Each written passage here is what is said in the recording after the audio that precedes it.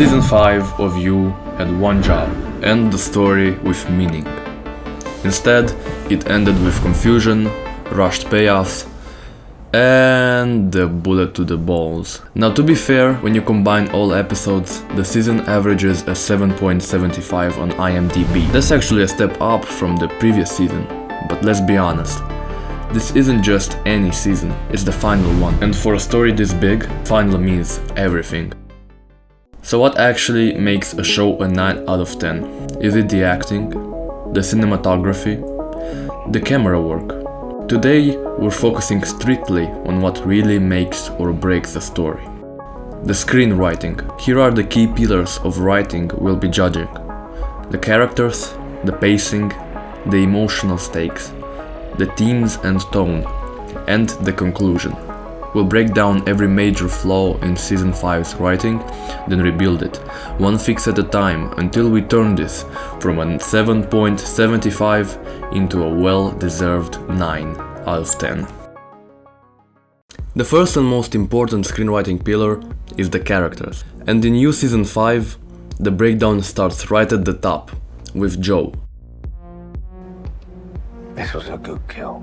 We're talking about a man who survived drowning in a lake after confronting his literal inner monster. He should have come back sharper, colder, and more dangerous than ever. Instead, he got nerfed.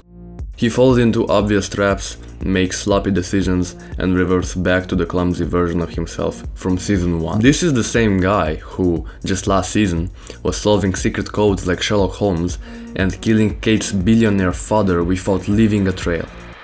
Now, he's getting outsmarted by TikTok cloud chasers, panicking while chasing Kate through a public street like a rookie, and failing to eliminate Bronte, who, unlike Peach in Season 1, wasn't even holding a gun.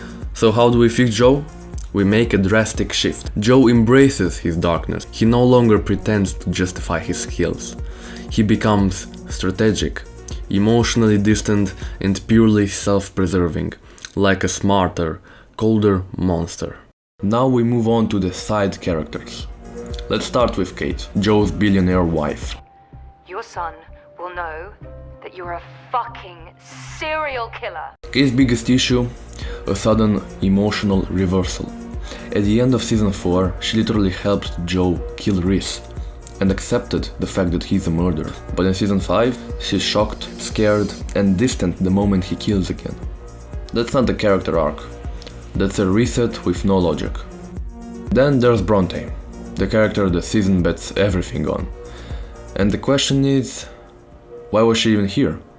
Her connection to Beck is paper thin. She's introduced as one of Beck's former students, inspired by her writing, sure, but we never see their bond. It's just words. Even if there was a bond, it doesn't make sense for Bronte to abandon her entire life, her sick mother, and her financial struggles. And they also bring back Beck's actress. And that's a golden opportunity, but they waste her on a 1-minute flashback, instead of haunting Joe, for example the way Deborah haunted Dexter. And Bronte's writing was on the wall from episode 1. We all saw her coming. Basically, it was predictable from the very start that Bronte has something up her sleeve and isn't just a random girl, just the same way we clearly knew what was gonna happen in Season 4's twist. The outcome is pretty predictable and there isn't actually a lot of mystery. Finally, the legacy characters. Dr. Nikki, Ellie, Paco. We don't see them. The show throws in a few TikTok cameos and hopes that's enough. Well, not really. And most of all, the most important and creative change I saw: give Joe an actual antagonist. Not feminist bloggers, but a real threat. Officer. For example, imagine someone like Alexander Mahone from Prison Break, quietly going after Joe, a calm, brilliant, methodical enemy. And this would stop the necessity to nerf Joe and actually keep the show into the right direction, and also bring a smart opponent to Joe that could also be the one who defeats Joe and brings him to an end. And to fix all of this, first of all, we have to make Bronte, instead of being just Beck's student, she could be a relative of her, or just show more detail behind their relationship. For Kate it was simply necessary for her to change her mind, so honestly she should have been by Joe's side this time. As for the other characters that weren't enough for the audience, well, the simple fix would be to just make them have a small impact or maybe even a big one from Dr. Nicky, and of course the inclusion of a character like Alex Mahone would be a really great concept. So when you add up each fix from each character, in total we get a 0.375 points to the fixing good meter. And we are now one step closer to our goal. Now, I'm not gonna spend a lot of time in this category because it's nothing too complicated, but basically the way I'll be presenting how pacing works is through this diagram. Pacing is how you manage momentum. When to slow down, when to escalate, and when to go all in. So the episodes 1 to 3 are the crawl. Episodes 4 to 7 are a sudden acceleration. Episodes 8 to 9 are the peak, and episode 10 is the fall. Now, where the critics are pointed out the most is obviously between the peak and the fall, and that's because in episode 8 and 9 there is betrayal, physical confrontation, real exposure, basically a lot of tension. But then in the last episode everything just becomes peaceful. And when we're talking about structure as well, a good concept would be, for example, for Joe to be in a courtroom, like in Dahmer. That would give more detail to his arrest and him being caught. So, how do we fix this? We should make the 10th episode a little bit of briefing room. Basically, let Joe's downfall start from episode 8. A little slower, but better placed. Just like in Breaking Bad, so that it doesn't feel rushed. And that's about it for the pacing and structure. We get in total 0.32 points, and we get halfway to our goal. The next pillar is emotional stakes, and this is where season 5 does a decent job. We see fear, sadness, regret. Joe's phone call with Henry is emotional, and the acting is great, but again, the ending breaks it all. Joe's big downfall moment, he gets shot in the balls. That's not a tragic ending, but it's a meme. And how do we fix this? A better downfall, a more cinematic and emotional, rather than a joke. Make it be more serious, mature, like in the ending from Barry or Breaking Bad. So when we fix this, we get in total plus 0.22 points to the fixing good meter. Our next pillar is themes and tone.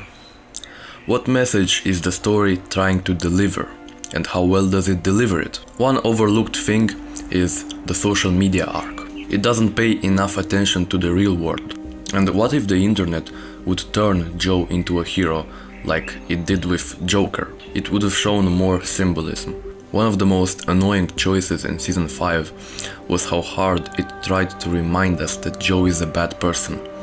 Like, we didn't get that already? Take Bronte, for example. She knows Joe is a killer, but she falls in love with him anyway. She says things like, Clearly now, the fantasy of a man like you is how we cope with the reality of a man like you. That's not a critique of Joe, that's a wink at the audience. Basically saying, you like this guy? That's your problem. And the worst offender is the final line. Maybe the problem isn't me. Maybe. It's you. I mean, what is the point of this? It doesn't add depth, it doesn't shock us. It simply breaks the fourth wall and insults the audience. So, to fix this, we need to respect the audience intelligence. Make Joe in the final simply be silent.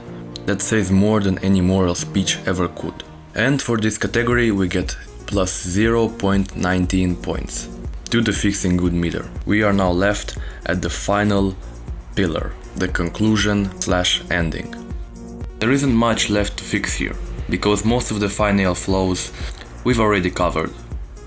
But some key details still need to be brought to attention.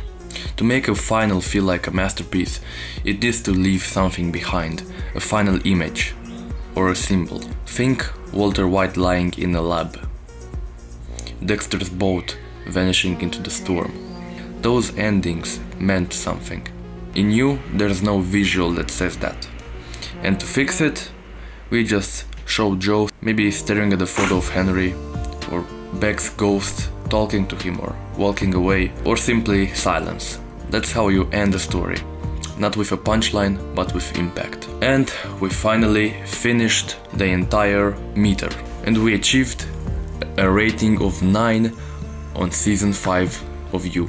And if you like this video, subscribe so you can see analysis with more shows and maybe even movies in the future. If you've got different opinions or thoughts about this, feel free to comment and I'll willingly answer to them.